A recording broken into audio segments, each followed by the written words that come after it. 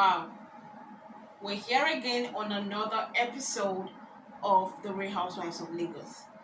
I don't think I'm going to be talking much on today's episode because I felt like today's episode was more of fillers and they were confused on what to add on the episode. So, because why did I say that? I have my reasons. But before we go ahead and talk about the episode, welcome to our channels, guys. If you're not subscribed, make sure you click on the subscription button down below to subscribe, and also make sure you like and comment your thoughts and opinion on the comment section. Now, this episode 7 of The Real Housewives. Is this episode 7 or episode 8? Episode 7, I think, of The Real Housewives of Lagos. I said it was a filler earlier on because I was confused. We saw Faith taking her son to Intercontinental and they went to the Asian restaurant. I literally did not need to see that, but at least that maybe they're trying to just show us how she is with her kid. I do understand that. Then we had we had Tony and Laura joining her with their kids for a play date. I love that. And especially Tony's outfit. What was Tony wearing? Like, I don't know how she thinks and where her inspiration comes in. She literally wore the whole map of Lagos on her head. Like, I was like, I think if I'm wearing that, I will kind of feel a little bit awkward wearing that and walking through. Like, but I feel like she calls herself the king of fashion, so she literally doesn't care what you think about her. As far as she thinks is great, she's wearing it. But the dress, the hair was it was very funny to me. Now the play dates, we just saw the kids playing around. Nothing really happened in that scene, and that's why I said it was a filler. Then we got to Chioma going to her rags and copper to see how the reconstruction is going, and she was complaining about it not being, starting off the way she expected. Then we saw Laura coming also there to meet her there, and they just started talking about random things. The only thing I felt like they talked that was reasonable was the fact that she was like, Faith could be your friend. You and Faith could be close friend, because I feel like you guys are alike when it comes to fashionista baddies and everything. And Choma was like, no, that's not a bad behaves, and that the only reason why she doesn't really associate with Faith is because she could not read her. The only thing I picked from that scene was like, what does Choma mean by I could not read her? That's why I'm not, I'm not talking to her. How many of them do you read there? You say Tanya is your friend and you've never been in a house before. How is that your friend? I've never seen the friendship in this Real Housewives are just fake friends. Because I don't understand the part of I could not read her, that is why I'm not her friend. Please, Chioma, make it make sense. I really want to understand what you mean by I could not read her, that is why we cannot be friends. So that's another filler thing, because I felt like it was unnecessary. I could do without those scenes in the episode.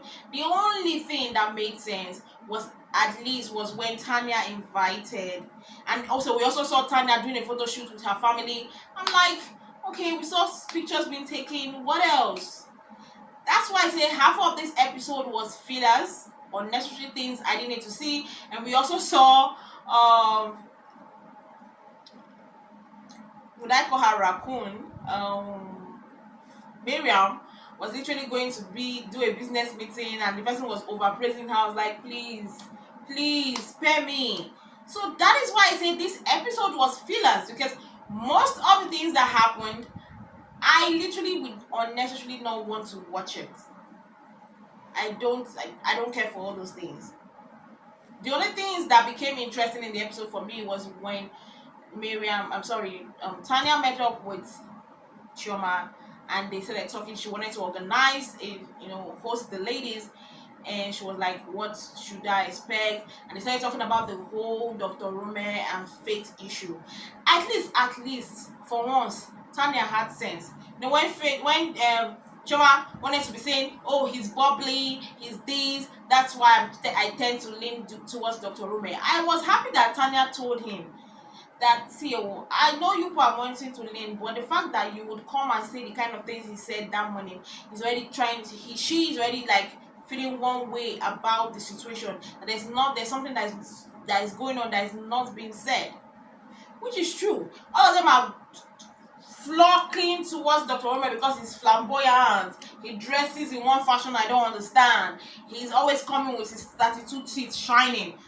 That doesn't make you a good person. I might be burning and I might be a good person. And I might smile my whole teeth out and I will be a very, very bad person. That is life. That is absolute life.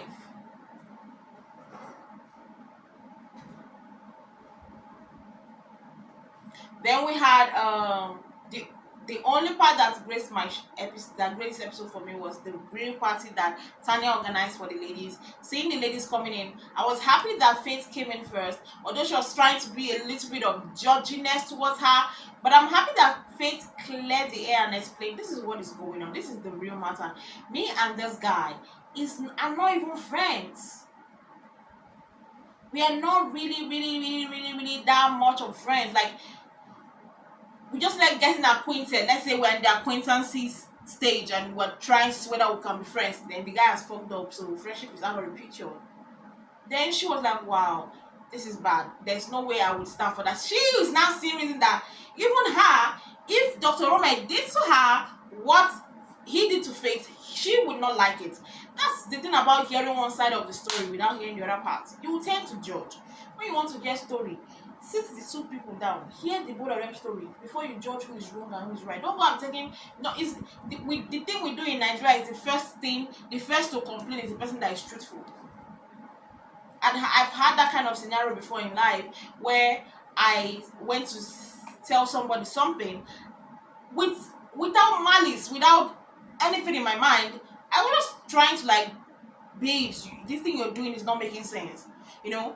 And the person went to go and report me to a mutual friend. Then me, because I was like, you know, this topic, we no go talk about them again. We no go talk with anybody. That was my own. When I said it, I was like, we no go talk about this issue with anybody again. Just for me now, the person that the person went to report me to was expecting me to talk about it. And because me, I already promised that, okay, I'm not going to talk about this issue again. I moved on with life. Then that's how me I am. If I said I'm not going to talk about something about you, me and you discuss, I won't say it. That was how this person later was like, why didn't you bring up this issue with me? I heard this thing about you. And I was shocked because we had an agreement that I was not going to say this. Then I was now, okay, fine. This is how the thing really went. And do you know what the person told me? The person said, I tend not to believe you because she came first to complain, so I tend to believe her. So first to complain, first to talk about it, than the person who will believe. And I hate that mentality. Just because it's the first person that reports doesn't mean the person is right. Not the person who reports case. It's not the time the person who reports case is right. Sometimes you need to listen to the other person.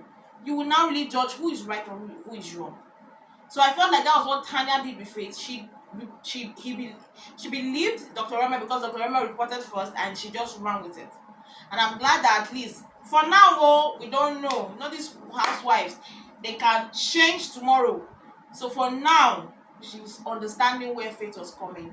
Then every other person started flocking. I was happy that the mood was good, at least. Mood was good. Iyabo didn't come because she's still traveling with her boo-boo. The only Tanya came. Okay, Tanya was the host. Chioma was there. Laura was there. Laura was looking hot. Like, I think she just came and said, you know what, I'm gonna dress sexy and hot today. Chioma was looking hot. Everybody was looking beautiful. At least, so we didn't see somebody having to dress like cotton today. Everybody dressed flamboyantly. And I was not like, okay, we're not gonna get fights today because everybody's trying to be happy. That's how Miriam came with her choo choo choo choo choo choo choo choo choo choo. That raccoon said, I don't know.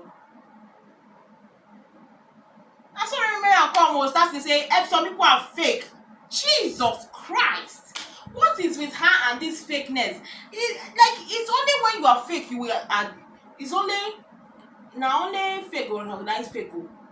Now only thief will recognize thief. So for her to be always talking about fake, she is also fake because fake recognize fake.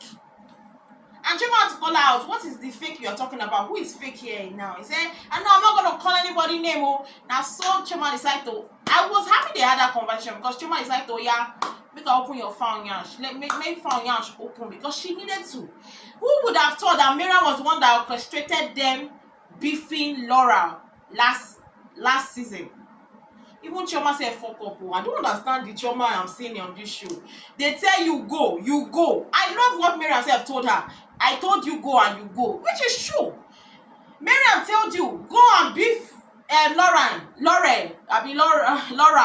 beef her, let her be hated, let her be banished from the team, from the group, and you self you started hating. I'm surprised by Chioma. Every day I get to see Chioma on this show, I tend to get disappointed by her actions.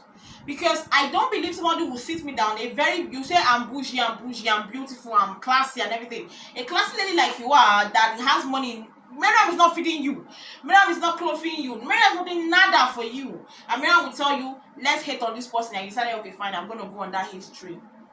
Just like I feel like that's what Iyabo has told her this season. Oh, let's hate on Faith. And you decided to go on that hatred. So they will tell you go as you are, Chioma that you are, like a able woman like you that is grown would go to and do it. Now you're coming to blame, you're coming to say, oh, you're the one that told us to hate. As much as I'm happy that Chioma exposed them, I'm also disappointed that you were told to do something as much as disliking and making somebody feel uncomfortable in a group, and you decided that I'm gonna stick with it. That means it was in your mind. It did your mind before. Now person just give you morale to go ahead. It did your mind, Tete.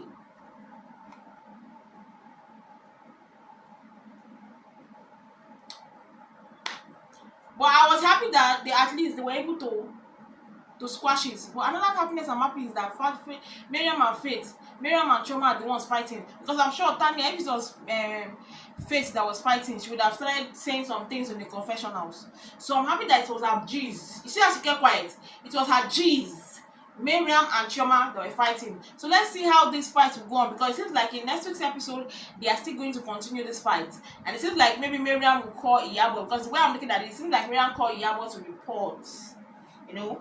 Then Chioma now got in the win of it and explained that, oh, maybe Iyabo now decided to believe Chioma over Miriam. So I want to see this big, because haters are gonna get hate. If you want to apportion hate, you will receive hate too. Since you said that you want to gang up against Faith, it will come back to you in folds. So I want to see where this fight of Chioma and Miriam is gonna go. Well, guys, don't forget to like, comment your thoughts. Like I said earlier on this video, don't forget to also click on the subscribe button down below to subscribe. We'll see you guys same time next week.